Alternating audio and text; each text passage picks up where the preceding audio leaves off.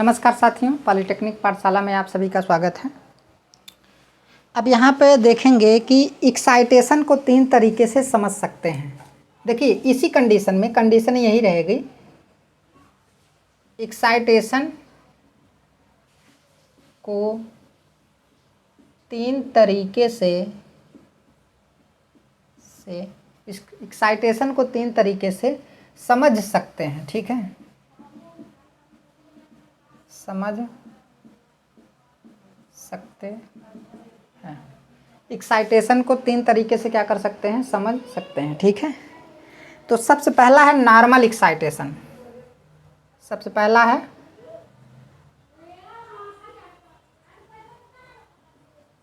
Normal excitation. तो normal excitation क्या होता है, इसी के बारे में हम लोग क्या करेंगे, डिस्कस करेंगे। ठीक है, तो नॉर्मल एक्साइटेशन देखिए अभी क्या है, परफॉर्मेंस देख रहे हैं सिंक्रोनस मोटर का, जब एक्साइटेशन चेंज की जाए विथ कांस्टेंट लोड।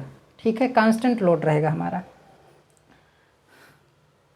तो अब यहाँ पे नॉर्मल एक्साइटेशन मतलब 100% एक्साइटेशन नॉर्मल एक्साइटेशन कहलाता है। 100% एक्साइटेशन नॉर्मल एक्साइटेशन कहलाता है। 100% एक्साइटेशन नॉर्मल एक्साइटेशन कहलाता है। इस एक्साइटेशन पर ईबी बराबर वी होता है, वी हो जाता है।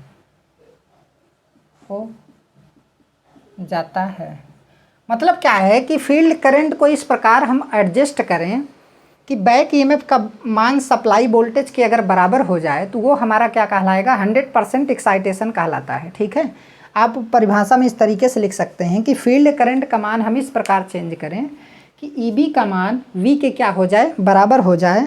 तो आप ये जानिए ईबी का मान बढ़ते बढ़ते किसके बराबर हो जाए, वी के बराबर हो जाए। तो ऐसी कंडीशन में हम 100% एक्साइटेशन इसको बोलेंगे। ठीक है,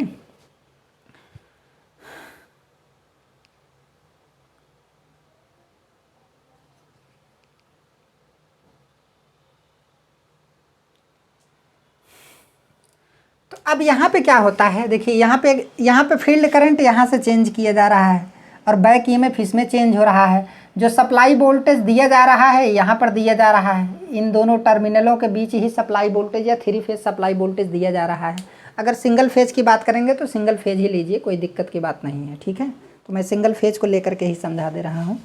तो यहीं से क्या किया जा रहा है, चेंज किया जा रहा है। तो पहले फिगर आप लोग अच्छे तरीके से समझ जाइए, मैं इसको मिटा दे रहा हूँ, नहीं तो ऐसे रहने दे रहा हूँ। अब इस कंडीशन में देखिए फेजर आरेख के अनुसार या वेक्टर डायग्राम के अनुसार, वेक्टर डायग्राम के अनुसार आर्मेचर करंट इस समय आर्मेचर करंट आइए, इस समय आर्मेचर करंट आइए, आर्मेचर करंट आइए, आर्मेचर करंट आइए वोल्टेज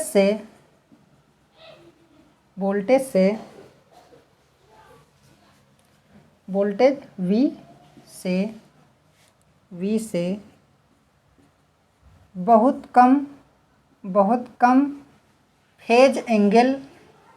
बहुत कम फेज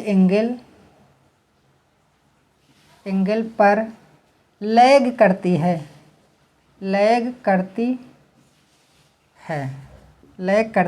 ठीक है, बहुत कम फेज एंगल पर क्या करती है, लैग करती है। अभी मैं इसका फेजर डायग्राम समझाता हूँ, पहले लिखा देता हूँ, फिर उसके बाद इसका फेजर डायग्राम मैं आपको समझाऊंगा। ठीक है,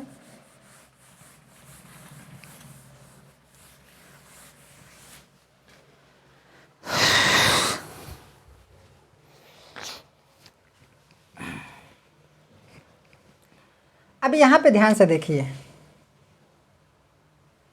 तो बहुत कम फेज एंगल पर क्या करती है, लैग करती है। तो फाई मतलब क्या है, फेज एंगल। फाई क्या है आपका, फेज एंगल।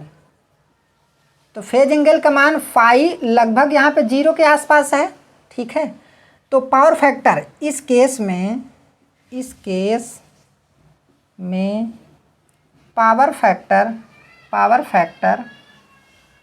फैक्टर लैगिंग होगा, लेकिन पावर फैक्टर अधिक होगा, क्योंकि फाई का मान लगभग 0 के बराबर है, एकदम 0 नहीं है, लगभग 0 है। तो फाई का मान देखिए, पावर फैक्टर हमारा क्या होता है, पावर फैक्टर बराबर होता है कास फाई, पावर फैक्टर बराबर होता है कास फाई। अब जब फाई का मान कम होगा तो पावर फैक्टर देखिए, जब कास फाई का मान अगर 0 ले लेंगे तो कास 0 का मान 1 हो जाएगा, तो 1 इसका मैक्सिमम मान होता है। अगर फाई का मान 90 डिग्री ले लेंगे तो हमारा 0 हो जाएगा। तो इसका मतलब 0 से जैसे जैसे एंगल फेज एंगल बढ़ेगा वैसे वैसे पावर फैक्टर का मान हमारा क्या होगा, कम होगा। तो ये लगभग किसके बराबर पहुंचता है, 1 के बराबर पहुंचता है, ठीक है। तो 1 क्या होता है, लगभग मैक्सिमम होता है। तो इस चीज़ को आप ये समझ के चलिए, लैगिंग होता है, ये चीज़ आपको ध्यान देना है। यूनिटी आपको नहीं बोलना है, यहाँ पर लगभग की बात हो रही है, ये समझ लीजिए, ठीक है, नहीं तो मैटर गड़बड़ा जाएगा। अब यहाँ पे क्या है, इस कंडीशन में रिजल्टेंट सामान्य होता है, यहाँ पर लिखेंगे इस कंडीशन में रिजल्टेंट सामान्य होता है। सामान्य मतलब बहुत ज़्यादा नहीं होता है, सामान्य होता है। अब देखिए पावर फैक्टर बढ़ गया ना, तो करंट, आर्मेचर करंट इस केस में बहुत कम होगी। इस केस में आर्मेचर करंट बहुत कम होगी, आर्मेचर करंट बहुत कम होगी, क्योंकि पावर फैक्टर हमारा क्या है, ज़्यादा है। तो आर्मेचर करंट जो होता है वो इन्वर्सली प्रोपोर्शनल पावर फैक्टर के होता है, क्योंकि पावर तो कांस्टेंट है। देखिए सिंक्रोनस मोटर में पावर क्या रहता है, कांस्टेंट, P बराबर VI कास फाई। सोचिए VI, यहाँ पे I कास फाई तो पहले से ही कांस्टेंट है, हमने बताया कि दोनों का गुणनफल क्या रहता है, कांस्टेंट रहता है। वोल्टेज इनपुट सप्लाई दी जा रही वो तो कांस्टेंट रहेगा, तो एक्टिव पावर हमेशा क्या रहेगा, कांस्टेंट रहेगा। जब एक्टिव पावर कांस्टेंट है, वोल्टेज कांस्टेंट है, तो आई और कास फाई के बीच जब रिलेशन निकालेंगे तो I inversely proportional cos phi निकलेगा, ठीक है। पावर फैक्टर अगर हमारा क्या है, ज़्यादा है, तो करंट क्या होगी, कम होगी। इस केस में करंट बहुत कम होती है, इस केस में करंट जो है बहुत कम होती है, करंट बहुत कम होती है, ठीक है। मिनिमम आप बोल सकते हैं, मिनिमम करंट हमेशा यूनिटी पावर फैक्टर पे होता है, लेकिन ये भी लगभग यूनिटी पावर फैक्टर है, तो आप मिनिमम क्या कर सकते हैं, बोल सकते हैं, ठीक है। इतना ध्यान देना है, ये किस कंडीशन की बात हो रही है, ये जब कांस्टेंट लोड है और एक्साइटेशन को क्या किया जा रहा है, चेंज किया जा रहा है, तो ये 100% एक्साइटेशन की बात की जा रही है, ठीक है। अब इस केस में जो रिजल्टेंट आता है, देखिए रिजल्टेंट ER, रिजल्टेंट वोल्टेज, यहाँ पर लिखेंगे रिजल्टेंट वोल्टेज। रिजल्टेंट वोल्टेज को ER से रिप्रेजेंट करते हैं, किससे, थोड़ा यहाँ पे नीचे लिखना पड़ेगा हमको, रिजल्टेंट वोल्टेज ER सामान्य होता है, सामान्य होता है, ठीक है, ये चीज़ है। अब अगर आप डायग्राम समझना चाहते हैं तो डायग्राम को भी हम समझा देते हैं। देखिए पहले क्या होता था, जब सिंक्रोनस मोटर पर मान लीजिए लोड दिया जा रहा है, तो ये हमारा क्या है, सप्लाई वोल्टेज है, ये क्या है, हमारा सप्लाई वोल्टेज है, ठीक है। और हमारा बैक EMF जब कोई लोड ना हो, जब लोड एंगल का मान क्या हो, 0 हो, जब लोड एंगल का मान क्या हो, 0 हो, जब यहाँ पर लोड एंगल का मान क्या हो, 0 हो, तो हमारा जो बैक EMF होगा वो सीधा इसके क्या होगा, अपोजिट होगा। बैक EMF इसके क्या होगा, अपोजिट होगा, ठीक है। लेकिन जब लोड एंगल यहाँ पर लोड दिया गया है, यहाँ पर लोड दिया गया है, तो लोड एंगल का मान कुछ होगा। Load angle is not equal to क्या है, 0 है। तो बैक ईएमएफ क्या होता है, थोड़ा सा पीछे हो जाता है, यहाँ से ऐसे। ये हमारा क्या है, लोड एंगल है, और ये हमारा क्या है, बैक ईएमएफ भी है। समझ में आया। अब एक्साइटेशन 100% है। इस केस में दोनों वोल्टेज का मैग्नीट्यूड आपस में क्या रहेगा, बराबर रहेगा, क्योंकि ईबी बराबर आपका क्या है, वी है। ईबी बराबर आपका क्या है, वी है। समझ में आया। देखिए अभी क्या है, अगर लोड एंगल का मान 0 होता, आप सोचिए कि अगर बैक ईएमएफ इस कंडीशन में होता, कि बैक ईएमएफ इस कंडीशन में होता और ईबी बराबर आपका क्या होता, वी होता, तो सिंपल सी बात है, रिजल्टेंट वोल्टेज ई आर का मान क्या होता, 0 होता। जब रिजल्टेंट वोल्टेज 0 होता तो आर्मेचर में करंट का मान भी क्या होगा, आर्मेचर करंट का मान भी क्या होगा, 0 होगा। तो ये तो फ्लोटिंग कंडीशन कहलाती है। ये कौन सी कंडीशन कहलाती है, फ्लोटिंग कंडीशन कहलाती है। इसके बारे में आगे हम डिस्कस करेंगे, लेकिन अभी केवल आप इतना जानिए। अगर मान लीजिए लोड एंगल का मान भी क्या है, 0 है, जब कोई लोड नहीं है, जब कोई रोटर का जड़त्व तो नहीं है, उस केस की मैं बात कर रहा हूँ, तो लोड एंगल का मान क्या होगा, 0 होगा। इस समय बढ़िया से मैग्नेटिक कपलिंग हुई है और दोनों एक साथ क्या कर रहे हैं, सिंक्रोनस स्पीड से घूम रहे हैं। ठीक है, रोटर और स्टेटर का मैग्नेटिक फील्ड। ठीक है, तो दोनों इस समय आपस में बराबर हैं। तो दोनों का जब रिजल्टेंट निकालेंगे, तो दोनों रिजल्टेंट निकालेंगे तो क्या हो जाएगा, 0 हो जाएगा। सिंपल सी बात है। दोनों, क्योंकि दोनों के बीच 180 डिग्री का एंगल है ना, 180 डिग्री का आपका क्या है, एंगल है। तो सिंपल सी बात है, दोनों के बीच रिजल्टेंट क्या हो जाएगा, 0, क्योंकि दोनों अपोजिट डायरेक्शन में है। लेकिन वास्तव में ऐसा होता नहीं है। लोड दिया गया है तो लोड एंगल भी कुछ न कुछ होगा। तो यहाँ पर आपका क्या होगा, ये हमारा सप्लाई वोल्टेज वी हो गया, ये हमारा सप्लाई वोल्टेज वी हो गया। और अब यहाँ पे लोड आ गया, तो सिंपल सी बात है, कुछ न कुछ क्या होगा, कुछ न कुछ आपका क्या होगा, बताइए, लोड एंगल होगा। और इसी लोड एंगल से ईबी का मान हमारा क्या हो जाएगा। देखिए ईबी, यहाँ पर ईबी बराबर क्या है, वी है। इतना आपको ध्यान में देना है, ठीक है, ध्यान में रखना है। ये आपका ईबी हो गया। अब इन दोनों के बीच रिजल्टेंट निकालेंगे, क्योंकि पहले तो 180 डिग्री का एंगल था, लेकिन अब लोड एंगल अल्फा क्रिएट हो गया। अब वी और ईबी के बीच में जो है 180 डिग्री का एंगल नहीं रह गया। अब तो क्या हो गया, 180 माइनस अल्फा हो गया। अगर इस एंगल की बात करेंगे आप, तो ये एंगल कितना हो गया, ये वाला एंगल कितना हो गया भैया, 180 माइनस अल्फा हो गया। समझ में आया। तो ये चीज़ है। अब यहाँ पे ध्यान से देखिए, इसको मैं मिटा दे रहा हूँ, अभी इसको ज़रूरत नहीं है ये चीज़।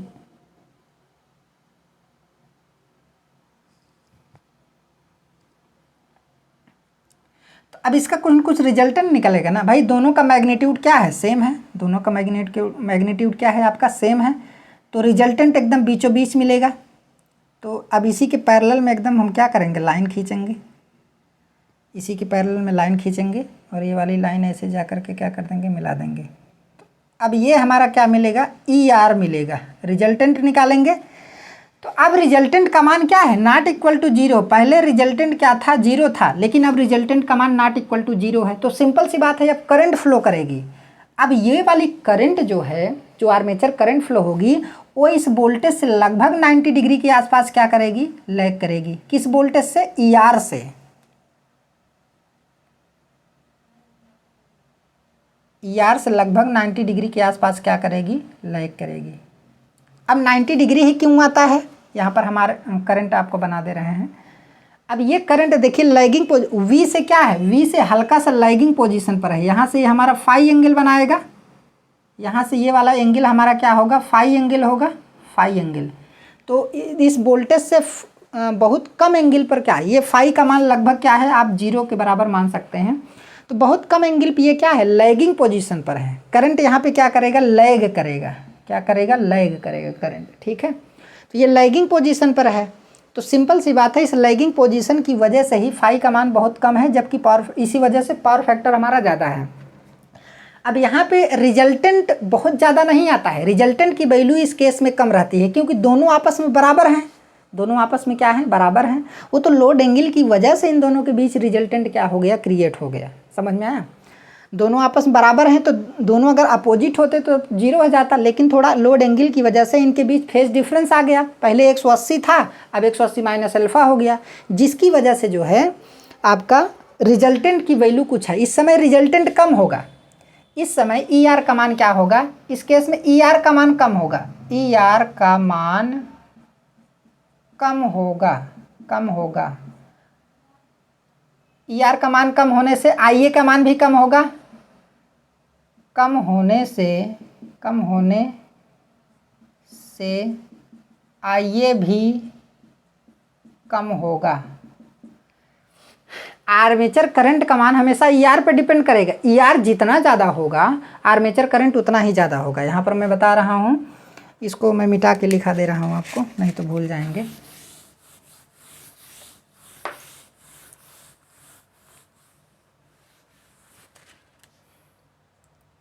ई आर मतलब रिजल्टेंट वोल्टेज, ई आर का मान कम होता है इस एक्साइटेशन पे, इतना ध्यान देना है आपको, ठीक है। इस एक्साइटेशन पे ई आर का मान क्या होता है, ई आर का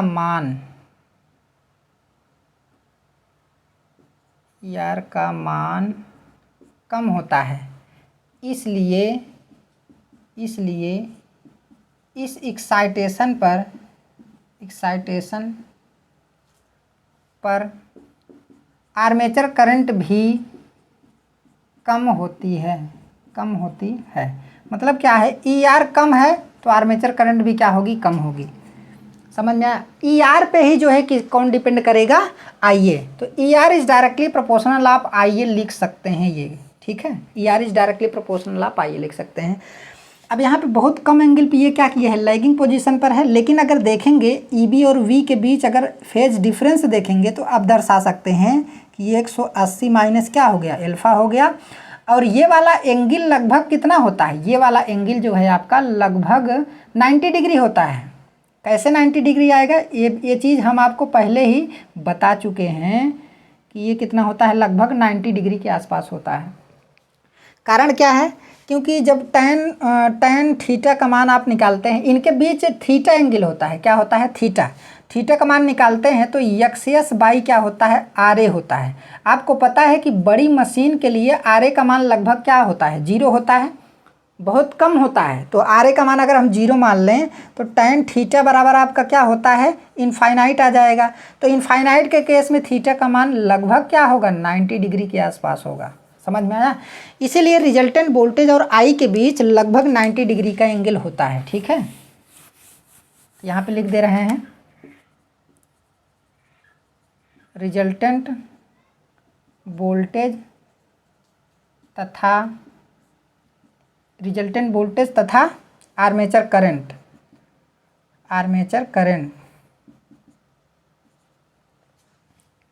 रिजल्टेंट वोल्टेज से, यहाँ पर लिखेंगे से, आई ए करंट, आर्मेचर करंट लगभग 90 डिग्री के कोण पर लैग करेगी, लैगिंग पोजीशन पर होती है, लैगिंग पोजीशन पर होती है। मतलब रिजल्टेंट के कारण आर्मेचर करंट हमेशा लगभग 90 डिग्री के आसपास ही होगा। मतलब जिस हिसाब से रिजल्टेंट घूमेगा उसी हिसाब से आर्मेचर करंट भी घूमेगा।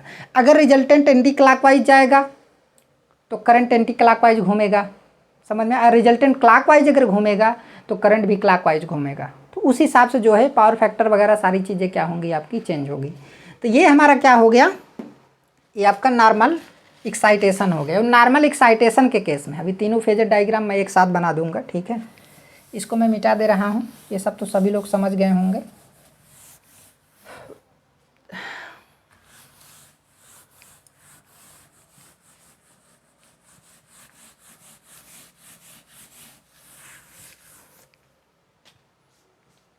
अब अंडर एक्साइटेशन, अब दूसरा क्या है आपका, अंडर एक्साइटेशन।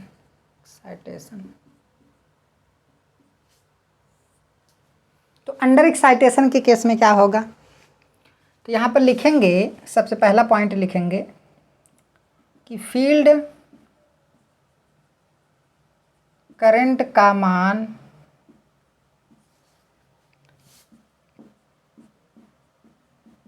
इस प्रकार चेंज किया जाए कि फील्ड करंट का मान इस प्रकार चेंज किया जाए कि फील्ड करंट का मान इस प्रकार चेंज किया जाए कि बैक ईएमएफ ईबी का मान सप्लाई वोल्टेज से कम हो। ईबी का मान सप्लाई वोल्टेज वी से कम हो तो यहाँ पर क्या होगा, ईबी इज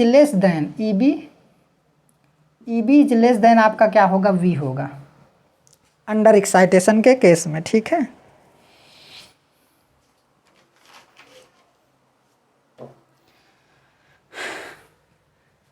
इसे अंडर 100% एक्साइटेशन भी बोलते हैं।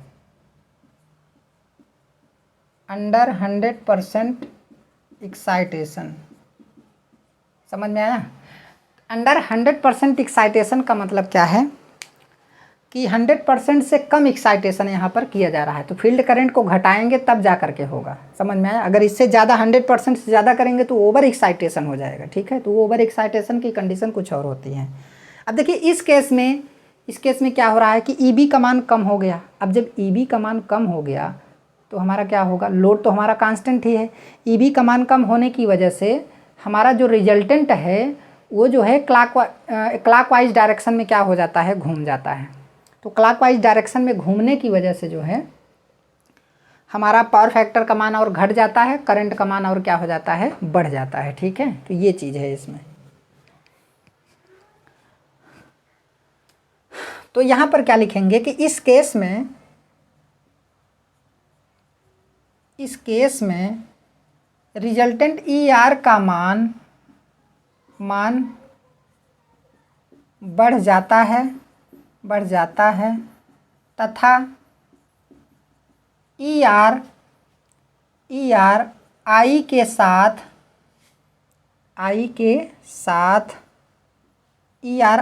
साथ क्लॉकवाइज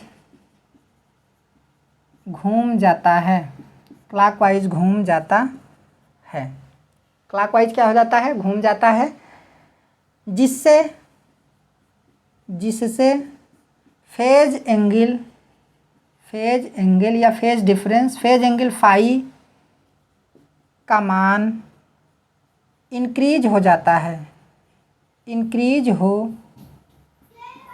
है और पावर फैक्टर का मान कम हो जाता है,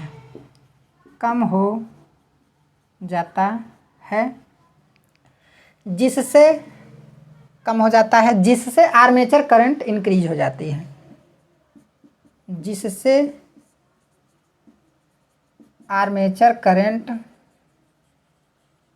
इंक्रीज हो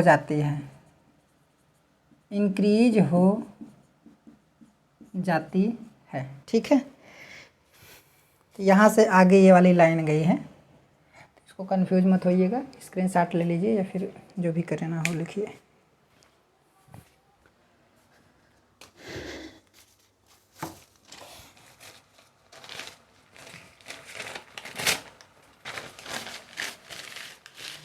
ये हो गया।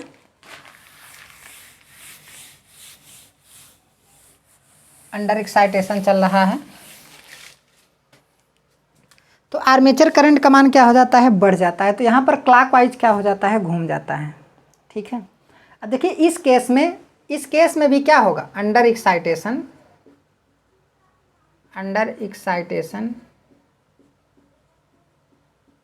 ठीक है, इस केस में क्या होता है मैं आपको बता दूं, इस केस में भी हमारा एल्फा क्या रहता है, कांस्टेंट ही रहता है। कांस्टेंट एल्फा हमारा क्या रहेगा, कांस्टेंट रहेगा। Voltage supply voltage V constant रहता है। ठीक है, और आई कास फाई कांस्टेंट रहता है। क्योंकि आई अगर बढ़ेगा तो कास फाई क्या होगा, कम होगा, ठीक है, या फिर कास फाई अगर बढ़ेगा तो आई क्या होगा, कम होगा, ये चीज़ है। तो इस केस में जो है पावर भी क्या का होगा, कांस्टेंट होगा, P बराबर वी आई कास फाई। देखिए आई कास फाई तो ऑलरेडी कांस्टेंट है, सप्लाई वोल्टेज कांस्टेंट रहेगा ही, तो पावर क्या रहेगा, कांस्टेंट रहेगा। ये भी हमारा क्या है, कांस्टेंट है, कांस्टेंट है। लेकिन रिएक्टिव पावर आपका कांस्टेंट नहीं रहता है, आगे हम लिखाएंगे, क्योंकि पावर जो होता है हमारा, पावर P बराबर V इंटू आई, या फिर आप कह सकते हैं कि V इंटू आई अपेरेंट पावर है, इसके दो कंपोनेंट होंगे, एक वी आई कास फाई और एक वी आई साइन फाई। ये अपेरेंट पावर बोला जाता है, अपेरेंट, और ये रिएक्टिव पावर बोला जाता है, और ये एक्टिव पावर बोला जाता है। शायद इसके बारे में आपको पढ़ाया गया है, तो बार बार इसे बताने की ज़रूरत नहीं है।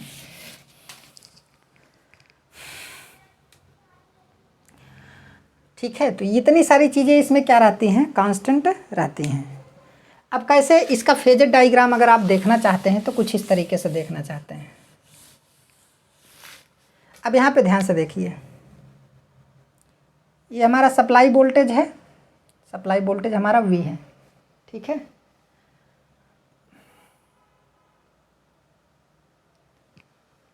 ये वाली लाइन है। अब हमारा क्या है, लोड एंगल तो कांस्टेंट ही रहेगा। अब बैक ईएमएफ का मान हमारा क्या हो गया, कम हो गया। देखिए इस वाली लाइन से बैक ईएमएफ का मान हमारा क्या हो गया, कम हो गया। मान लीजिए बैक ईएमएफ का मान हम कम मान रहे हैं, समझ में आया। तो बैक ईएमएफ का मान कम मान रहे हैं, तो इस केस में क्या होगा, देखिए अगर पैरेलल लाइन जब खींचेंगे तो पैरेलल लाइन के केस में क्या होगा,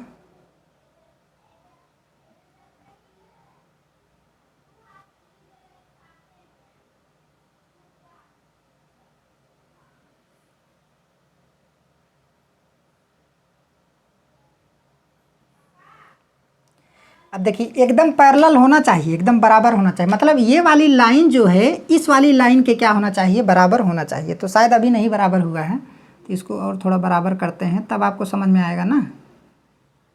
अब जब देखेंगे तभी तो आपको समझ में आएगा कि हाँ एंटी क्लॉकवाइज घूमा हुआ है। अब जा कर के शायद ये वाली लाइन इस वाली लाइन के क्या है, बराबर है, ठीक है।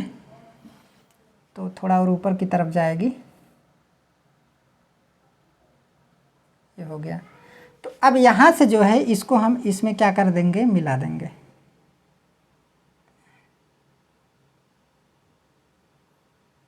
अब ये मिल गया, तो शायद तो सही ही मिला है, कोई इसमें दिक्कत की बात नहीं, उसमें एकदम सही दिखा है।